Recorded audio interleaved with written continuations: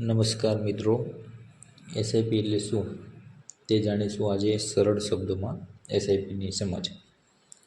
આજના વિડીયોમાં એસઆઈપી શું છે, કેવી રીતે ચાલુ કરી શકાય એ અંગેની સંપૂર્ણ માહિતી મેળવીશું। તો વિડીયોને અંત સુધી જોજો। જો તમે અમારી ચેનલ ઉપર નવા હો તો ચેનલને સબસ્ક્રાઈબ કરવાનું ભૂલતા નહીં, જેથી રોજે રોજ આવી માહિતી મળતી રહે।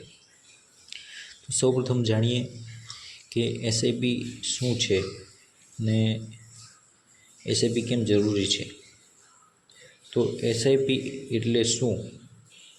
તો એસઆઈપી એ સિસ્ટમેટિક ઇન્વેસ્ટમેન્ટ પ્લાન છે કે જ્યાં આપણું રોકાણ ધીમે ધીમે થાય છે અને આપણને એક યુનિટ મળે છે। તો જે મિત્રોને શેર માર્કેટના ઉતાર ચઢાવમાં નથી પડવું, નિફ્ટી બેંક નિફ્ટી ઉપર જાય છે નીચે જાય છે તેમાં નથી પડવું, તે લોકો એસઆઈપીના માધ્યમથી પોતાનું રોકાણ મ્યુચ્યુઅલ ફંડમાં સરળતાથી કરી શકે છે। હવે વાત કરીએ એસઆઈપી કેમ જરૂરી છે। તો સામાન્ય લોકો પૈસા બચાવે છે પણ સાચી રીતે ઇન્વેસ્ટ કરતા નથી। એસઆઈપીમાં કમ્પાઉન્ડિંગ ઇફેક્ટથી નાની રકમ એ મોટી સંપત્તિ બનાવી આપે છે। એટલે જો એસઆઈપી દર મહિને આપણે કરતા હોય તો ખૂબ જ એવું સારું રિટર્ન આપણને મળે છે, કેમ કે એમાં કમ્પાઉન્ડિંગનો પાવર ખૂબ જ મોટો હોય છે। તેથી એસઆઈપી એ સિસ્ટમેટિક ઇન્વેસ્ટમેન્ટ પ્લાન છે કે જેમાં આપણે 500 રૂપિયાથી નીચામાં નીચું રોકાણ કરી 1000, 2000, 5000, 10,000, 20,000 આપણને જેટલું ઈચ્છા હોય તેટલું રોકાણ કરી ને આપણે આપણું એસઆઈપી ચાલુ કરાવી શકીએ છીએ। મિત્રો, બીજો ફાયદો એ છે કે એસઆઈપીની અંદર આપણે માર્કેટનો ઉતાર ચઢાવ જોવાનું રહેતું નથી। માર્કેટ ગમે ત્યાં હોય, આપણે એની ચિંતા કરવાની જરૂર રહેતી નથી। એટલા માટે આ ખૂબ જ અગત્યનું છે। હવે વાત કરીએ એસઆઈપી કેવી રીતે શરૂ કરવી। તો મિત્રો, એસઆઈપી શરૂ કરવા માટે સૌથી પહેલાં તો આપણે ડીમેટ એકાઉન્ટ ખોલાવવું પડે છે, જે મોબાઈલમાંથી જ ખુલી જાય છે। તમે ગ્રો છે, જીરોધા છે, એન્જલ વન છે, ઘણા બધા પ્લેટફોર્મ છે જ્યાં જઈ અને તમે મોબાઈલથી કેવાયસી કરી અને ડીમેટ એકાઉન્ટ ખોલાવી શકો છો। પછી એમાં ફંડ પસંદ કરવાનું આવે છે। ડીમેટ એકાઉન્ટ ખુલી ગયા પછી ફંડ પસંદ કરવાનું હોય છે। એસઆઈપી તમે લાર્જ કેપ ફંડમાં કરી શકો, મિડ કેપ ફંડમાં કરી શકો અને સ્મોલ કેપ ફંડમાં કરી શકો, અને અન્ય એક આવે છે ELSS ફંડ, એમાં પણ કરી શકો છો। તો ઘણા મિત્રોને આનો પણ પ્રશ્ન હશે કે આ બધા ફંડ શું છે। તો વાત કરીએ લાર્જ કેપ ફંડની, તો લાર્જ કેપ ફંડ એ સેફ ફંડ છે અને એમાં રિટર્ન પણ સારું એવું મળી રહે છે। એફડીને એની કરતાં ખૂબ જ સારું એવું રિટર્ન મળે છે। જો આપણો ગોલ લાંબો હોય તો લાર્જ કેપ ફંડ ખૂબ જ અગત્યનું છે અને એમાં રોકાણ કરવું જોઈએ। મિડ કેપ ફંડની વાત કરીએ તો મિડ કેપ ફંડ એ વચ્ચેનો રસ્તો છે, જેમાં રોકાણ આપણે કરીએ તો રિસ્ક પણ ઓછું રહે છે અને રિટર્ન પણ આપણને મીડિયમ મળે છે। પછી વાત કરીએ સ્મોલ કેપ ફંડની, તો સૌથી વધારે રિસ્ક અને સૌથી વધારે રિટર્ન મળે છે, એટલે સ્મોલ કેપ ફંડ સૌથી ઉત્તમ છે રિટર્નમાં, તો સામે રિસ્ક પણ એટલું છે। પછી હાઇબ્રિડ ફંડ છે જે ઇક્વિટી અને ડિબેટમાં રોકાણ કરે છે। તો મિત્રો, તમે કેટલી ક્ષમતા સુધી રિસ્ક લઈ શકો છો અને કેટલું રિટર્ન મેળવવા માગો છો અને તમારો ગોલ કેટલા વર્ષનો છે તે એસઆઈપીમાં ખૂબ જ અગત્યનું છે। તો તમારી કેપેસિટી પ્રમાણે તમે લાર્જ કેપ ફંડ લઈ શકો, મિડ કેપ ફંડ લઈ શકો, સ્મોલ કેપ ફંડ લઈ શકો, હાઇબ્રિડ ફંડ લઈ શકો। તો આવા ઘણા બધા ફંડ છે જે તમે લઈ શકો છો।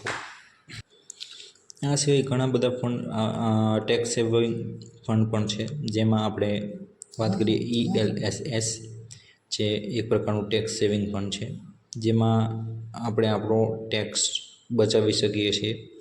તો ઘણા મિત્રોને ટેક્સ બચાવવા માટે જો રોકાણ કરવું હોય તો આ પ્રકારનું ફંડમાં રોકાણ કરો, ટેક્સ બચાવી શકો છો।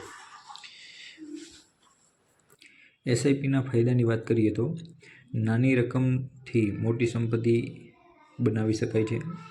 કમ્પાઉન્ડિંગ ઇફેક્ટથી પૈસાનું મૂલ્ય વધે છે અને ડિસિપ્લિનનો રૂલ્સ હોવાના લીધે રેગ્યુલર સેવિંગ ઓટોમેટિકલી જ આપણે કરી શકીએ છીએ, કેમ કે મંથલી આપણો EMI એમાં જવાનો છે, આપણે જે 500 રૂપિયા જે કરેલું હોય તે। હવે બીજું ફાયદો એ છે કે માર્કેટ ટાઈમની ચિંતા કરવાની જરૂર નથી, ટેક્સ સેવિંગ ઓપ્શન પણ છે।